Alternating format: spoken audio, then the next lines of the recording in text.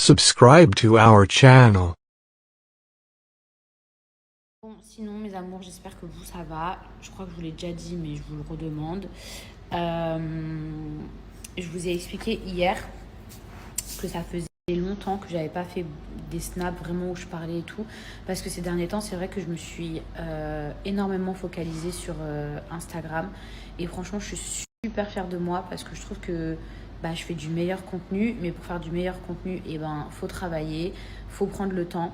Ça veut dire qu'avant, genre, moi, au resto, j'allais toujours prendre une photo des plats et tout pour que ça. Bon, si ça fait joli, et après je poste. Si ça fait pas joli, je poste pas. Mais je faisais toujours ça, donc ça prenait genre 5 minutes. Vous voyez, genre, la personne qui veut toujours prendre les plats en photo, genre, c'est relou. Mais là, c'est pire. Là, je dois prendre le resto en photo, ma tenue en photo, mes accessoires en photo, la voiture en photo, la vue en photo, la fin de soirée en photo. Donc, et des vidéos. Non, mais en fait, maintenant, je suis plus vraiment que influenceuse. Vous voyez, genre, sur Insta, je veux devenir une créatrice de contenu. Sur Snap, ça n'a rien à voir. Genre, Snap, c'est pas pareil, c'est de la vie, c'est genre on parle, on raconte une histoire, on raconte des anecdotes, on monte des trucs, on partage des bons plans. Mais Instagram, ça n'a rien à voir. Instagram, c'est que de l'esthétique. Vous voyez, c'est que genre en mode créatrice de contenu, c'est que des beaux lieux, des beaux trucs, des belles images. Même c'est pas pareil sur Snap, on peut mettre genre 150 snaps. Sur Insta, si vous mettez 150 stories, mais vous voyez ce que je veux dire? C'est genre pas pareil. Là, je vous parle depuis tout à l'heure, il y a mon café, il me regarde. Mon café, parce que ma salade, voilà, elle peut me regarder pendant 2 heures. Mais alors, mon café vanille latte. Et je vous mens pas, c'est pour ça que j'ai vachement privilégié Instagram en ce moment et pas beaucoup Snap. Mais je vous dis la vérité, c'est un job à plein temps. Je sais qu'il y a des gens qui pensent que c'est pas un travail et tout. Et oui, j'ai conscience que c'est un travail qui est plus plaisant qu'un autre. Mais c'est un travail. Genre prendre des photos, préparer, sortir. En plus, pour une meuf comme moi qui est toujours en retard. Prendre le bon cadrage, le bon truc, le bon machin. Vous savez que je passe plus mon temps à prendre des photos que limite des fois à profiter de ce que je fais. Et c'est là où en fait ça devient compliqué. Vous voyez ce que je veux dire? Parce que c'est là où je me rends compte que c'est un vrai travail. Quand en fait, au lieu de profiter, je fais du contenu, je filme, genre des fois c'est relou, je vous dis la vérité, hein. Et pour rien au monde, franchement, bon, à part si on me donnait 10 millions de dollars, mais franchement, pour rien au monde, genre je voudrais changer de métier, j'aime ce que je fais. Franchement, j'aimerais bien qu'il y ait quelqu'un qui vienne, genre me filmer une journée, bon, c'est tout à fait possible, hein, juste pour vous montrer en fait tout le travail qu'il y a derrière. Et je vous parle même pas de TikTok, plus les réels, plus la photo. Ok. Je vous parle même pas en plus de la photo d'Instagram. Là, je vous parle que des stories Insta. Je vous ai même pas parlé de la photo du feed. Bon, après, il y a des gens dont c'est le métier, hein. Il y a et Dieu merci, ça s'appelle des directeurs artistiques, directrices artistiques.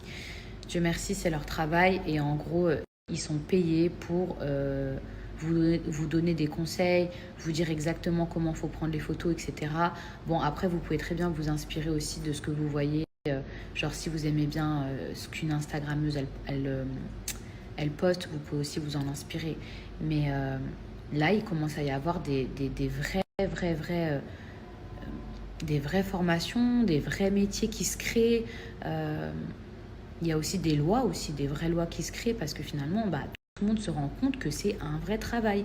Et finalement, je suis contente parce que même si on voit ces lois, par exemple, certains d'un mauvais point de vue et tout, ça prouve qu'en fait, c'est vraiment un travail qui est en train d'être pris au sérieux. Sinon, on ne créerait pas des lois.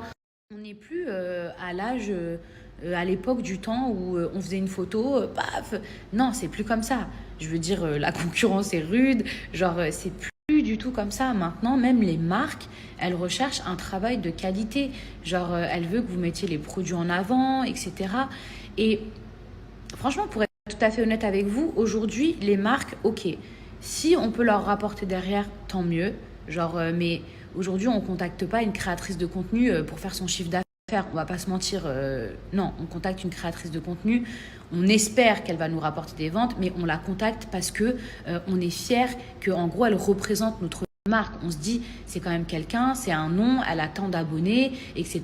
Elle va mettre en avant notre marque. Mais on ne contacte pas une influenceuse en mode, oh, elle va me rapporter, je sais pas moi, 3 000 euros. En même temps, bismillah. Mais voilà, ce que je veux vous dire, c'est qu'aujourd'hui, les marques, bien sûr qu'elles espèrent avoir un retour sur investissement. Mais c'est pas que ça. Demain, que vous fassiez une vente ou 50 ventes, en fait, c'est pas le problème de la créatrice de contenu. Vous voyez ce que je veux dire? La créatrice de contenu, elle, son travail, c'est de mettre en avant la marque le mieux possible. Pas en voiture, en mode bonjour. Non. Faire un réel, prendre le temps, faire un montage, faire un truc, mettre une typo spécifique, choisir un endroit spécifique, comment mettre en avant les produits, comment faire plein de choses. C'est pour ça qu'aujourd'hui, on paye pour un placement de produit. Vous voyez ce que je veux dire?